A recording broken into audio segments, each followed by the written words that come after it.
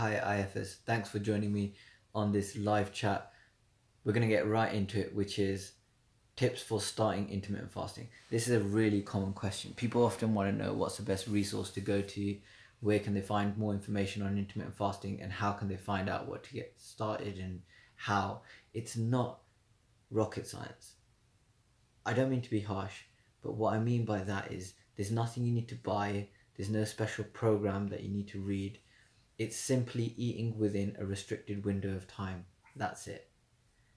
So in order to start, here's my top 3 tips. Tip number 1 is when you wake up tomorrow, start.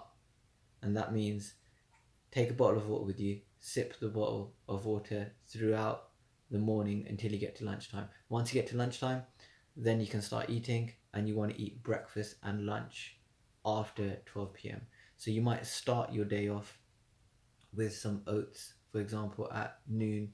If you work in an office, you could take them with you to work, or you could have another breakfast at that time, and then say 2 p.m. you might have what you would usually be your lunch, which may be a sandwich or something else.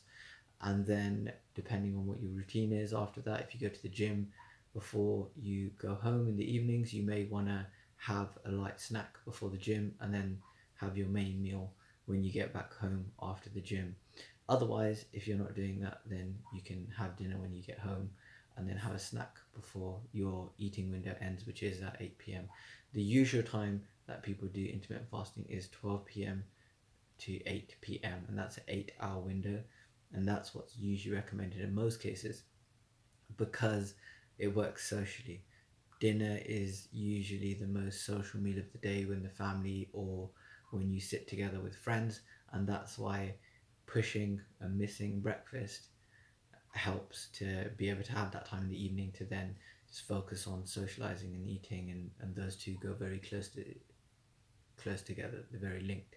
Okay, so that's tip number 1. Tip number 2 is to be flexible. That means, although I'm keen on getting people started straight away because you have hunger hormones and they need to regulate, they actually regulate based on your eating habits and not how empty your stomach is. So you'll feel the sensation of hunger based on the times that you usually eat, not necessarily when your stomach is empty. So what you'd think would happen is that the hungrier you get, the more you feel hunger because your stomach is emptier. But that's not the case.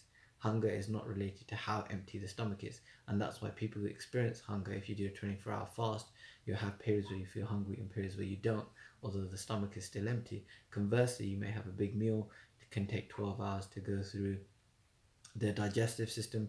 The food is still in your system, but you may feel hungry 2 to 3 hours later, for example, and it's not because your stomach's empty, because it's not.